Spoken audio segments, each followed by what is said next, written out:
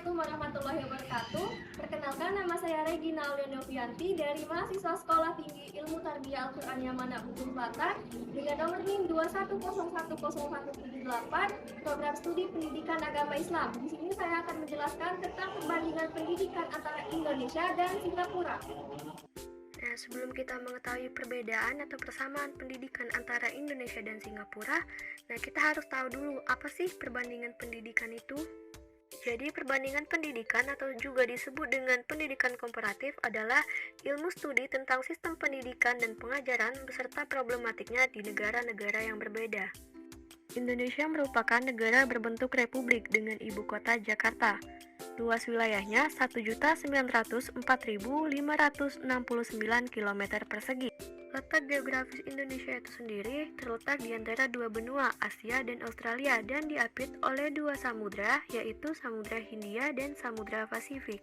Untuk kualitas pendidikan di Indonesia itu sendiri masih tergolong sangat rendah.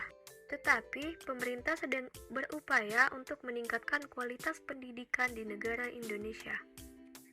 Singapura merupakan negara berbentuk republik dengan ibu kota Singapura. Luas wilayahnya ialah 721.005 km persegi. Letak geografis Singapura terletak pada sebelah utara Malaysia, sedangkan di sebelah selatannya berbatasan langsung dengan Laut Cina Selatan dan Indonesia. Nah, untuk kualitas pendidikan di Singapura itu sendiri merupakan salah satu negara dengan kualitas terbaik di dunia. Selanjutnya, kita membahas bagaimana sistem pendidikan di Indonesia dan di Singapura. Indonesia menganut sistem pendidikan sentralisasi di mana pendidikan diatur secara terpusat, namun kegiatan pendidikan dilaksanakan secara tidak terpusat, desentralisasi. Sistem pendidikan di Indonesia menggunakan sistem pendidikan nasional. Hal tersebut tercantum dalam Undang-Undang Nomor 20 Tahun 2003. Pendidikan nasional berfungsi memberikan arahan pada semua kegiatan pendidikan dalam satuan-satuan pendidikan yang ada. Singapura menganut sistem pendidikan desentralisasi, di mana sekolah-sekolah diberikan otonom yang luas untuk mengatur pendidikannya. Sistem pendidikan Singapura bertujuan untuk membantu para pelajar menemukan talenta serta mengembangkan potensi untuk belajar sepanjang hayat. Visi pendidikan yang dianut Singapura adalah First World Economy, World Class Home, dengan menekankan pentingnya sistem pendidikan yang berkualitas tinggi. Nah, yang selanjutnya itu adalah perbedaan kurikulum antara Indonesia dan Singapura. Kurikulum adalah perangkat mata pelajaran dan program pendidikan yang diberikan oleh suatu lembaga penyelenggaraan pendidikan yang berisi rancangan pembelajaran yang akan diberikan kepada peserta pelajaran dalam satu periode jenjang pendidikan. Untuk kurikulum negara Indonesia itu sendiri seringkali terjadi perubahan dari tahun ke tahun. Yang pertama itu ada kurikulum 1947.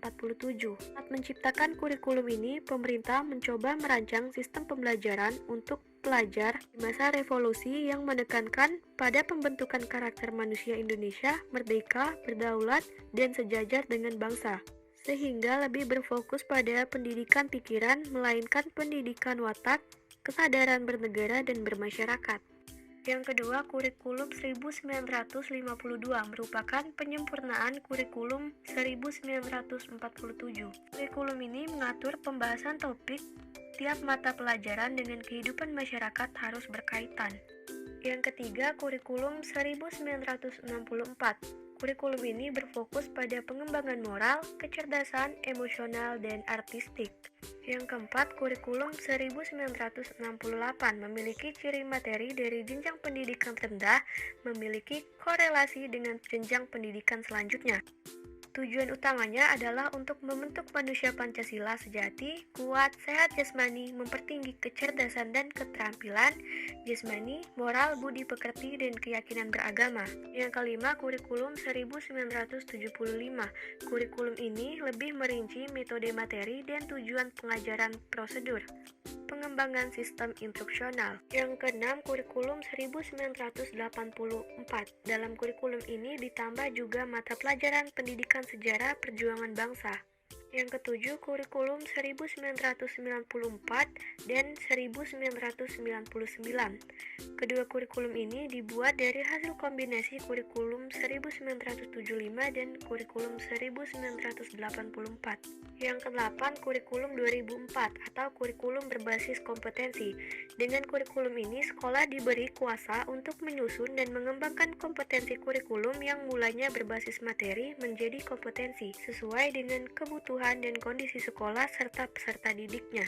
Yang kesembilan, kurikulum 2006 atau kurikulum tingkat satuan pendidikan. Meski kurikulum ini mirip dengan kurikulum 2004, pemerintah hanya menetapkan standar kompetensi dan kompetensi dasar. Kemudian, tenaga pendidik pengajar bisa mengembangkan silabus dan penilaian sesuai kondisi sekolah serta kebutuhan peserta didik masing-masing daerah. Ke-10, kurikulum 2013 atau K13. Kurikulum ini menekankan pada pembelajaran berbasis kompetensi dan pendekatan saintifik. Tujuan dari kurikulum ini sendiri adalah membentuk siswa yang aktif, kreatif, inovatif, dan mampu menghadapi tantangan abad ke-21. Yang terakhir ada kurikulum merdeka. Kurikulum ini berfokus untuk mengasah minat dan bakat anak sedini mungkin, sehingga peserta didik memiliki waktu untuk memahami konsep dan menguatkan kompetensi. Untuk kurikulum di Singapura mengajarkan lebih fokus pada pengajaran bahasa Inggris, bahasa ibu seperti Mandarin, Melayu, atau Tamil, serta pelajaran matematika, pengetahuan alam, musik, seni rupa dan kerajinan tangan, olahraga, dan pendidikan sosial. Nah, selanjutnya kita akan mengetahui jenjang-jenjang pendidikan apa saja yang ada di negara Indonesia dan di Singapura. Nah, inilah jenjang pendidikan yang ada di Indonesia. Yang pertama itu ada kelompok bermain ditempuh selama 2 tahun. Yang kedua ada TK atau Taman Kanak-kanak ditempuh selama 2 tahun. Yang ketiga ada sekolah dasar ditempuh selama 6 tahun. Untuk pendidikan tingginya itu ada S1 sarjana ditempuh kurang lebih 4 tahun, S2 magister ditempuh selama 2 tahun, dan yang terakhir itu S3 dokter ditempuh selama 3 tahun. Untuk jenjang pendidikan yang ada di Singapura itu yang pertama ada prasekolah atau preschool ditempuh selama 3 tahun.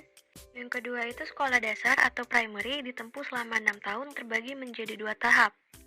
Nah, yang pertama itu ada pendidikan dasar ditempuh selama 4 tahun, dan yang kedua itu ada masa orientasi ditempuh selama 2 tahun. Jenjang pendidikan yang ketiga yaitu sekolah lanjutan atau sekundari ditempuh selama 5 tahun. Yang keempat itu persiapan pendidikan tinggi atau pra-college ditempuh selama 3 tahun. Pendidikan tinggi di Singapura itu S1-nya ditempuh selama 3 tahun, S2 ditempuh selama 1-2 tahun, dan S3 itu ditempuh selama 3-5 tahun. Nah, pasti di sini ada teman-teman yang bertanya kenapa sih pendidikan di Singapura itu lebih maju dibandingkan dengan pendidikan di Indonesia. Ada beberapa faktor yang mempengaruhi kenapa pendidikan di Singapura itu lebih maju dibandingkan dengan pendidikan di Indonesia. Nah, yang pertama itu ada faktor pemerataan, di mana pemerataan pendidikan Indonesia itu masih kurang merata, sehingga banyak anak yang kurang mendapatkan pendidikan yang semestinya ia dapatkan. Yang kedua, faktor pendidik, banyaknya pendidik belum memiliki kompetensi, sehingga ketika mengajar masih belum optimal. 3. Faktor peserta didik, belum adanya kesadaran untuk meningkatkan literasi sehingga pendidikan masih terpaku dengan pembelajaran yang ada di sekolah. Yang keempat, faktor alat atau sarana dan prasarana, Indonesia fasilitasnya jelas tertinggal jauh dengan fasilitas negara Singapura.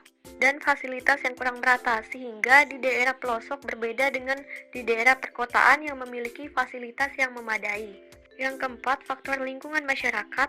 Jadi lingkungan masyarakat ini merupakan faktor yang penting jika dijadikan sarana pendidikan. Karena itu dibutuhkan lingkungan masyarakat yang mampu mendukung proses pendidikan. Kelima, faktor anggaran, di mana di Indonesia masih belum merata, masih banyak bantuan yang salah sasaran. Terusnya yang mendapatkan adalah siswa yang membutuhkan, tetapi yang mendapatkan bantuan tersebut siswa yang ekonominya lebih tinggi. Kira ada faktor kurikulum, di mana kurikulum Indonesia sering berganti-ganti. Benarnya dengan bergantinya kurikulum bertujuan sangat baik untuk memperbaiki kualitas pendidikan di Indonesia.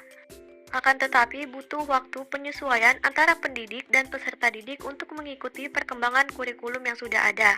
Beda dengan di Singapura hanya memiliki satu kurikulum saja dan dapat dijadikan acuan untuk mengembangkan pendidikan. Itulah materi yang dapat saya sampaikan.